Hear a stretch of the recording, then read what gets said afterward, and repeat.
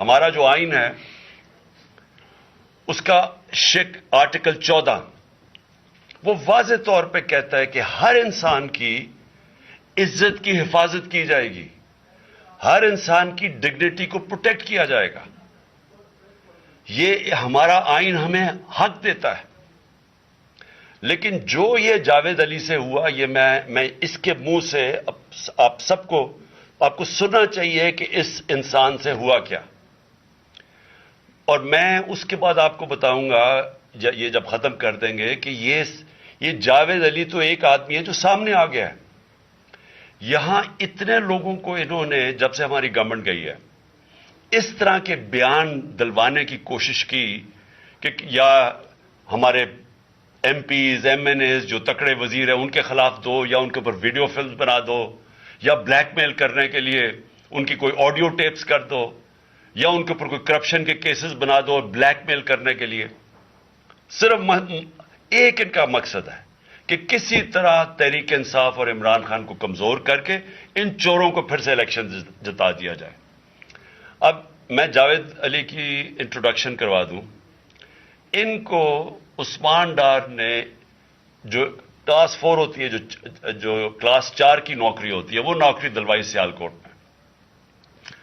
یہ خود بتائیں گے کہ ان کی نوکری ایک چوکیدار تھے، جی چوکیدار کی نوکری تھی. ان کو اٹھایا گیا، پولیس نے اٹھایا، اور اس کے بعد نامعلوم افراد نے اٹھایا. اور اب ان سے پوچھے، ان کی زبانی پوچھے کہ ان سے کیا گیا. پھر میں واپس آتا ہوں آپ کے پاس. بولو جاوید. السلام علیکم. جی میرا نام جاوید علی ہے. میں چوکیدار کی نوکری کرتا ہوں ایجوکیشن ڈپارٹمنٹ میں. تو مجھے ادھر بلایا جاتا ہے کال کر کے کہ آپ آئیں ادھر اور آپ سیلری اپلائی کریں اور آپ کو جو ہے نا آپ کی سیلری ملے.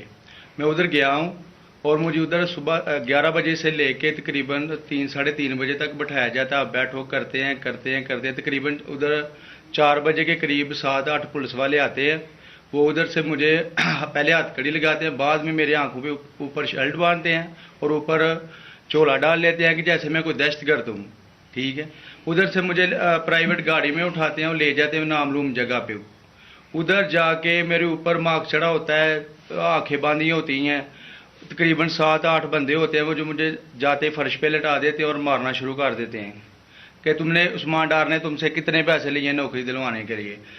میں کہتا نہیں دیے. پھر بھی مجھے دوسری دفعہ کبھی الٹا لٹکا دیتے ہیں کہ مانو تم نے عثمان ڈار کو پیسے دیے ہیں، کانٹریکٹر سے لے کے پیسے دیے ہیں. جب نہیں مانتا تب بھی مجھے کبھی سیدھا لٹکا دیتے ہیں، کبھی الٹا لٹکا دیتے ہیں.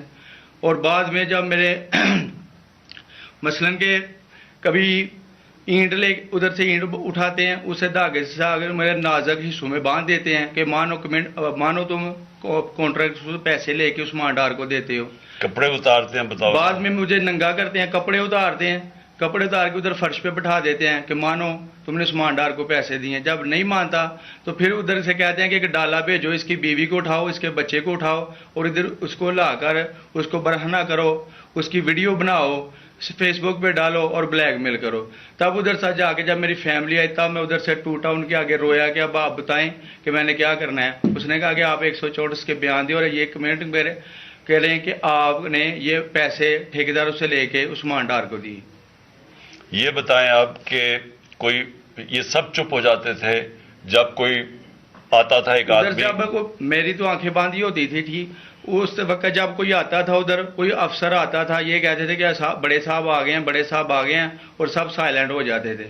جب وہ آتا تھا سب سائلنٹ تھا. اب ٹھیک ہے لگے رہو، کرتے جاؤ، لگے رہو. یہ بات میں اب آپ کے سامنے یہ جو جاوید علی نے بات رکھی، یہ ہر طرح ہم کنفرم کر سکتے ہیں. قرآن کے اوپر ہاتھ رکھنے کے لیے میرے سامنے تیار تھے. یہ عثمان ڈار کو پھنسانے کے لیے، اس کو کرپشن کیسز میں لانے کے لیے، یہ ساری چیز، یہ جو اس سے 164 کا بیان دلوایا گیا، اور پھر بیوی بچوں کو ساتھ والے کمرے میں لا کے ان کو کہا کہ اس کو ننگا کریں گے. یہ سیدھی بات بتائے. بیوی کو کہا کہ اس کو ننگا کر کے اس کی تصویریں بنائیں گے اور پھر فیس بک پہ چلائیں گے.